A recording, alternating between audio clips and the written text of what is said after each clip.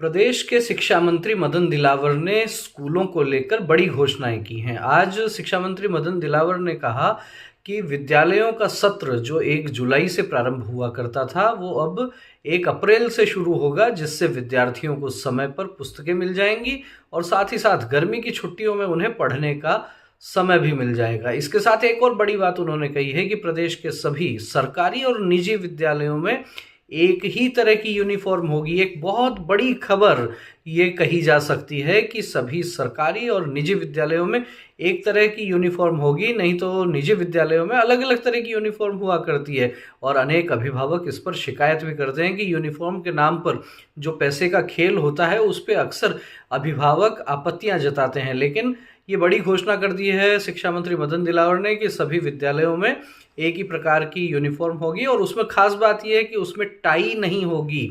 Tie को कहीं ना कहीं मुझे लगता है कि शिक्षा मंत्री मदन दिलावर अंग्रेजी मानसिकता का प्रतीक समझते हैं और शायद इसीलिए टाई को उन्होंने हटाया होगा। साथ ही साथ उन्होंने ये कहा कि आने वाले कुछ समय में हम लोग अध्यापकों के लिए भी ड्रेस कोड लागू करने पर विचार कर रहे हैं।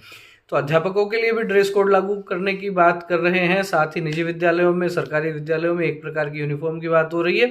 विद्यार्थियों के लिए स्कूलों में आइडेंटिटी कार्ड, पहचान पत्र लाना जरूरी होगा और साथ ही साथ अध्यापकों के लिए भी आईडी कार्ड बनाने की बात कही जा रही है। तो कुल मिलाकर कहा जा सकता है कि शिक्षा मंत्री मदन दिलावर ने एक साथ बहुत सारी घोषणाएं कर दी हैं। अब देखना ये होगा कि इस पर निजी विद्यालयों का क्या रुख रहता है, क्योंकि खास तौर पर यूनिफॉर्म को लेकर एक बवाल हो सकता है। सरकारी विद्यालयों की यूनिफॉर्म जैसी होती है उसी तरह की यूनिफॉर्म यदि प्राइवेट स्कूल्स की भी होगी तो आप समझ सकते हैं कि जो एक समाज में पहचान अलग प्रकार से हो जाती है स्कूल ड्रेस के माध्यम से कि ये विद्यार्थी कौन से स्कूल का होगा, उसको पहचानना भी मुश्किल हो जाएगा। क्या कहना है आपका? मदन दिलावर जिस तरीके से प्रयोग कर रहे हैं यूनिफॉर्म को लेकर, आईडी कार्ड को लेकर और साथ ही साथ 1 अप्रैल से शिक्षा सत्र प्रारंभ करने को लेकर, मुझे लगता है विद्यार्थियों को तो 1 अप्रैल से सत्र प्रारंभ होगा तो निश्चित रूप से राहत मिलेगी और गर्मी की छुट्टियों का सदुपयोग भी हो सकता है।